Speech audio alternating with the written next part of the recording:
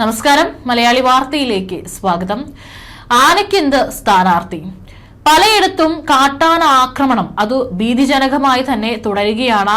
കഴിഞ്ഞ ദിവസം അടക്കം ഇത്തരത്തിൽ കാട്ടാന ആക്രമണത്തിൽ ഒരു യുവാവ് കൊല്ലപ്പെട്ടിരുന്നു. പല മേഖലകളിലും കാട്ടാന ശല്യം രൂക്ഷമാകുമ്പോൾ ജനങ്ങൾ തന്നെ നേരിട്ട് പ്രതിഷേധത്തിനിറങ്ങുന്ന കാഴ്ചയും നമ്മൾ കേരളത്തിൽ കാണുന്നതാണ്. ഇപ്പോഴിതാ തെരഞ്ഞെടുപ്പ് പ്രചാരണം കഴിഞ്ഞ് മടങ്ങുകയായിരുന്ന ജില്ലാ പഞ്ചായത്ത് സ്ഥാനാർത്ഥിയും സംഘവും ഒറ്റക്കൊമ്പൻ എന്ന കാട്ടാനയുടെ ആക്രമണത്തിൽ നിന്നും രക്ഷപ്പെട്ടത് അത്ഭുതകരമായിട്ടാണ്. അതുകൊണ്ടാണ് കാട്ടാനയ്ക്ക് അത് സ്ഥാനാർത്ഥിയാണ്, തങ്ങളുടെ പ്രചാരണത്തിന് വരുന്നതാണെന്ന് അറിയില്ലല്ലോ.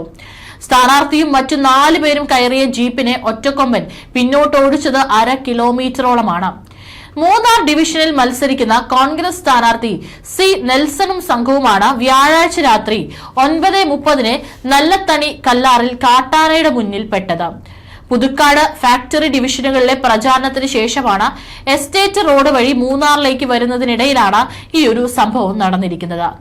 2 ദിവസമായി കല്ലാറിലെ മാലിന്യ പ്ലാന്റിലെ സംരക്ഷണ ഭിത്തികൾ തകർത്ത് ആക്രമണകാരികളായി കഴിയുന്ന ഒറ്റക്കൊമ്പനെ കുറിച്ചുള്ള വിവരങ്ങൾ അറിയാവുന്ന ഡ്രൈവർ ജോൺ എബ്രഹാം ആനയെ കണ്ടതോടെ ഇടുങ്ങിയ വഴിയിലൂടെ ജീപ്പ് പിന്നോട്ട് ഓടിച്ചു. ഇതോടെ ചിഹ്നം വിളിച്ച് ജീപ്പിന് നേരെ ആനയും ഓടാൻ തുടങ്ങി. 1/2 കിലോമീറ്റർ ഓടിച്ച ശേഷം മഞ്ഞും ഇരുട്ടും കാരണം പിന്നോട്ട് പോകാൻ കഴിയാതെ ജീപ്പ് നിർത്തി. ഇതോടെ ആന വാഹനത്തിന് ചുറ്റും തുമ്പിക്കൊണ്ട് മണം പിടിച്ചു നടന്ന ശേഷം സമീപത്തെ തേയിലത്തോട്ടത്തിലേക്ക് നടന്നു.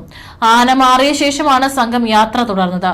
ഏതായാലും വളരെ ഭീതിജനകമായിട്ടുള്ള കുറച്ച് നിമിഷങ്ങളിലൂടെയാണ് സ്ഥാനാർത്ഥിയും സ്ഥാനാർത്ഥിയുടെ കൂടെ ഉണ്ടായിരുന്ന മറ്റുള്ള പ്രവർത്തകരും കഴിഞ്ഞത്.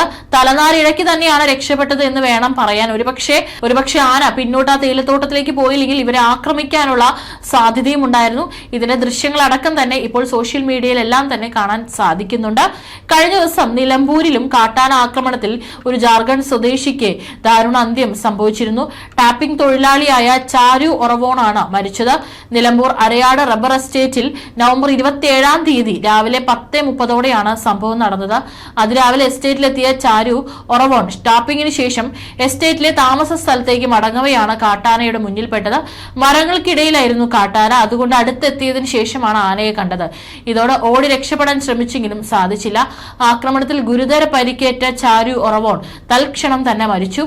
ആക്രമണത്തിന് പിന്നാലെ എസ്റ്റേറ്റിൽ നിന്നും കാട്ടാന വനമേഖലയിലേക്ക് പോയി.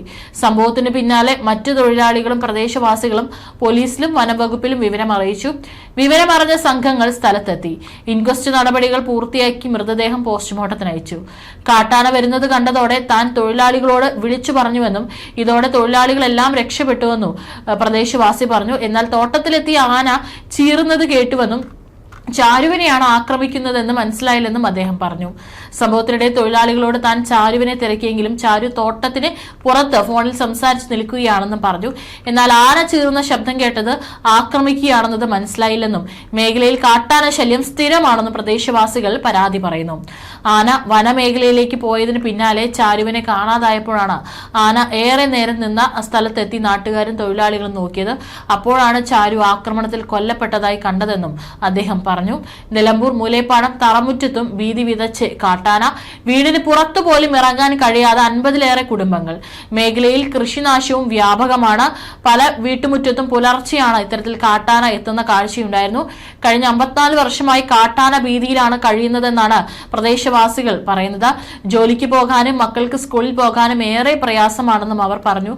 പട്ടാപ്പകൽ പോലും വീട്ടുമുറ്റത്തേക്ക് കാട്ടാന വരുന്നത് പതിവാണെന്ന് പറയുന്നു. പകൽ പോലും പുറത്തിറങ്ങാൻ ഭയമാണെന്നാണ് പ്രദേശവാസികൾ പറയുന്നത്.